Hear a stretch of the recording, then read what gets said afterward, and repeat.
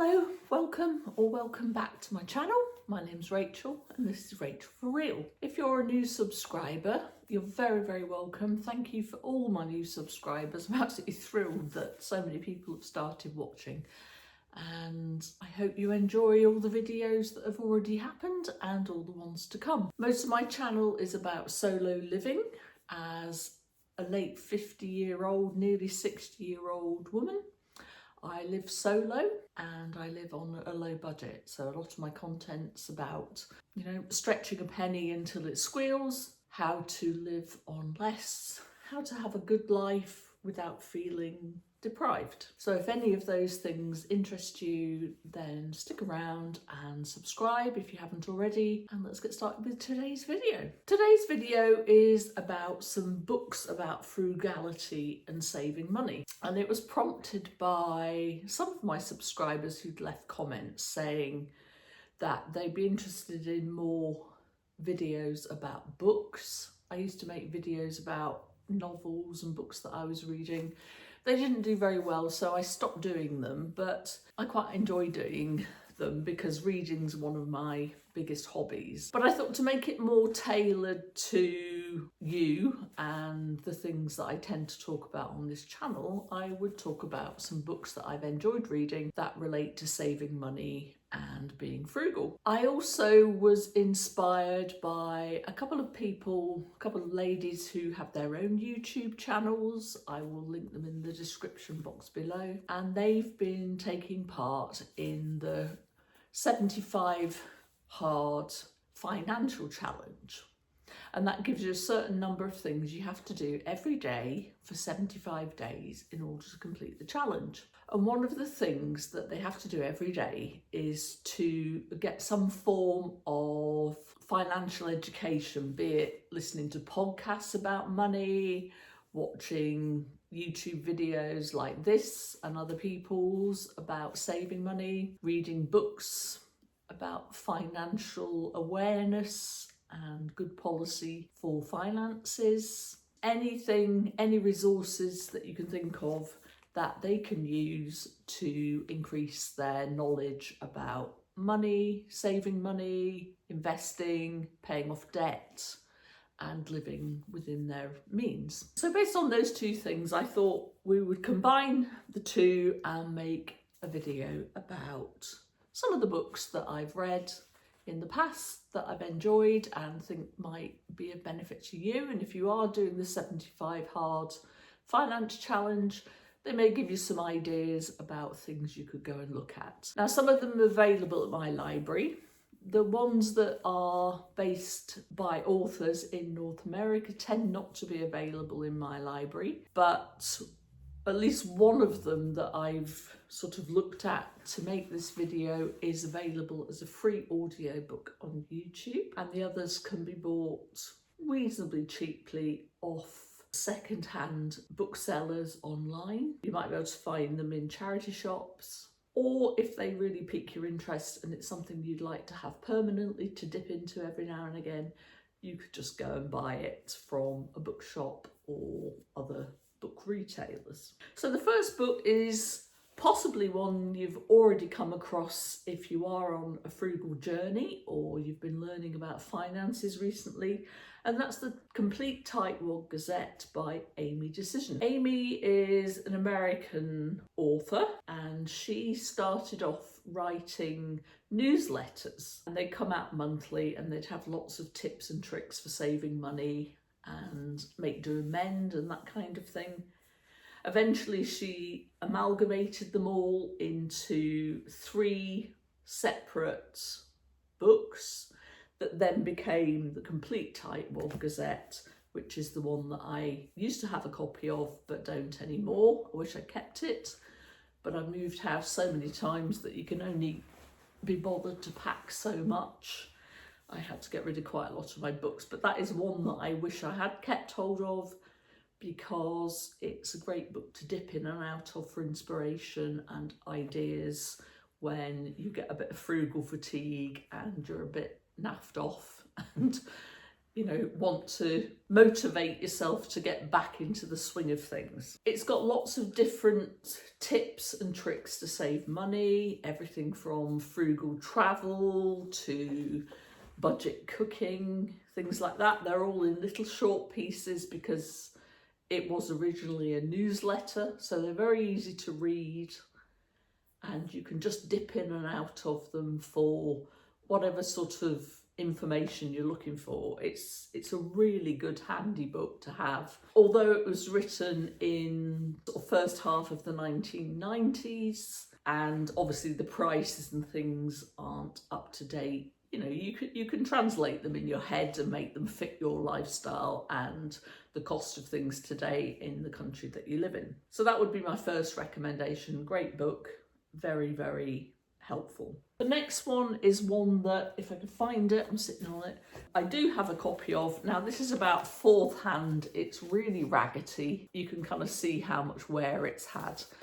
And in sort of looking at it again to make this video, I want to have a reread of this because it reminded me of how good it was and how useful. The Cheapskate Next Door, the surprising secrets of Americans living happily below their means. Live debt-free and stress-free. Save green by going green. Raise money smart kids. Break old habits and retire young. And this is by a man called Jeff Yeager, I think you pronounce it. And he's written another book, The Ultimate Cheapskate's Roadmap to Riches. And I haven't read that one, but I have read this one and I'm going to reread it. It's full of money saving tips. Some of them are a bit at the extremes of perhaps what you'd like to do, but it gives you great ideas about areas you can look at in your own life to save some money and live within your means. It also is a very easy read. It's got lots of examples from people's real life. It's quite amusing. He's quite a funny writer, so it makes the reading process less sort of academic and more entertaining. You're still learning stuff. And yeah, I would recommend it. I don't particularly like the title Cheapskate. I guess the publisher and they decided that was a good word. It would grab people's attention. I don't know if it's being cheapskate. It's sensible, perhaps frugal, we'd call it now. This came out in 2010. And as you can see, mine's been given as a Christmas present to Gina. So I hope you enjoyed it, Gina. I enjoyed it. I picked it up in a charity shop, I think, years ago. But yeah, that's another one that's very good. It's got everything from break the mortgage chains, insurance, we can't retire, we went out for dinner instead. So it's about priorities, about living within your means. And yeah, it's a fun, easy read and I would recommend that. The next book is a collection of articles from World War II. And there's another book in this series. I wasn't able to get this in the charity shop, but this one came from a charity shop. I think I paid £1 for this. And it's fascinating. This is Make, Do, Amend. And it's got a foreword by Jill Norman. She'll also did the foreword for the companion book, which is Eating for Victory, which I would like to get a copy of. I think that would be very useful. And it's got all sorts of things from repairing clothes. It's got some food blackout curtains, how to make adult clothes into children's clothes. So if they're worn out in any areas, then you can use the fabric that is good to make children's clothes out of. Practical hints for fuel at home, so how to save money on cooking and heating your home. It's just fascinating, just as a piece of history, it's lovely to read. But a lot of the things, are still quite practical if you are trying to live on a low budget or you're trying to reduce your costs. Water heating, electric fires, things about moths and how to preserve your clothing so it doesn't get moth damage and little holes in it. Your household linen has got to last, so how to store it and mend it. Yeah, fascinating little book.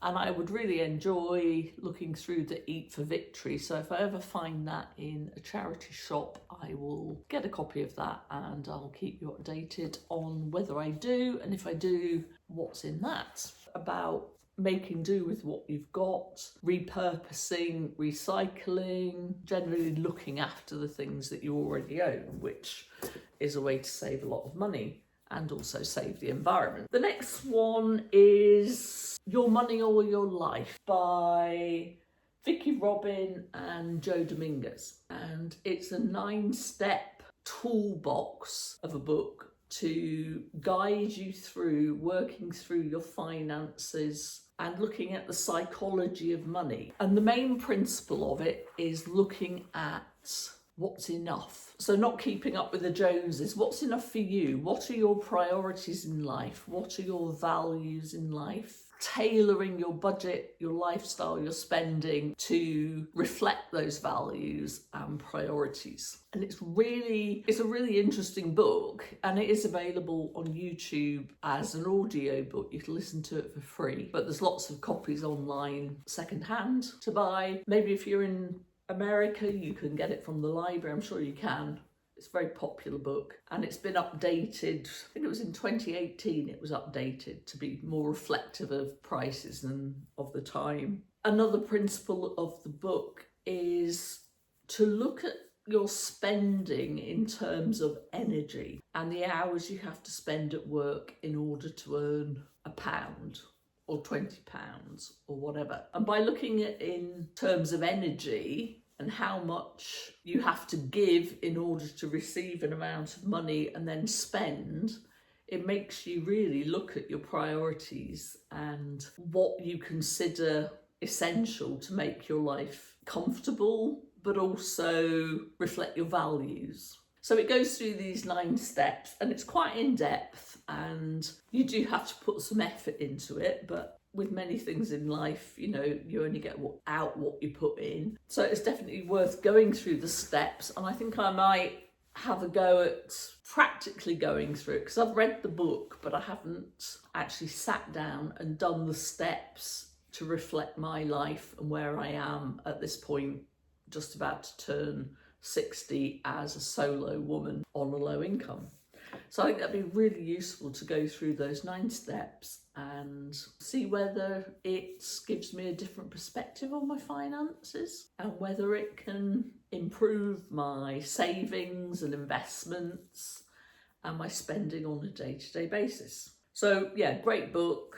Would recommend Your Money or Your Life. The next one is A Year of Less by Kate Flanders. I think she's Canadian rather than American. And she decided to spend 1 year not shopping for anything other than basics and essentials. She decluttered, gave away loads of things, and she paid off 30,000+ pounds Canadian dollars of debt, and discovered life is worth more than anything you can buy in a store. So she really pared it down to the basics by getting rid of all these superfluous things that didn't bring her any pleasure, cluttered up her home and cost her money to maintain or to buy in the first place. And it's an interesting book because it gives you ideas about areas of your own life that you could declutter, whether that's physical objects or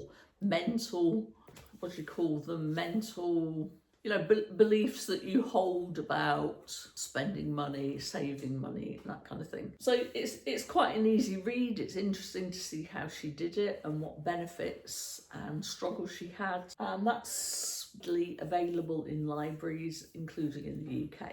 So you can reserve that and have a read of that, The Year of Less by Kate Flanders. The next book I'd like to recommend I really enjoyed.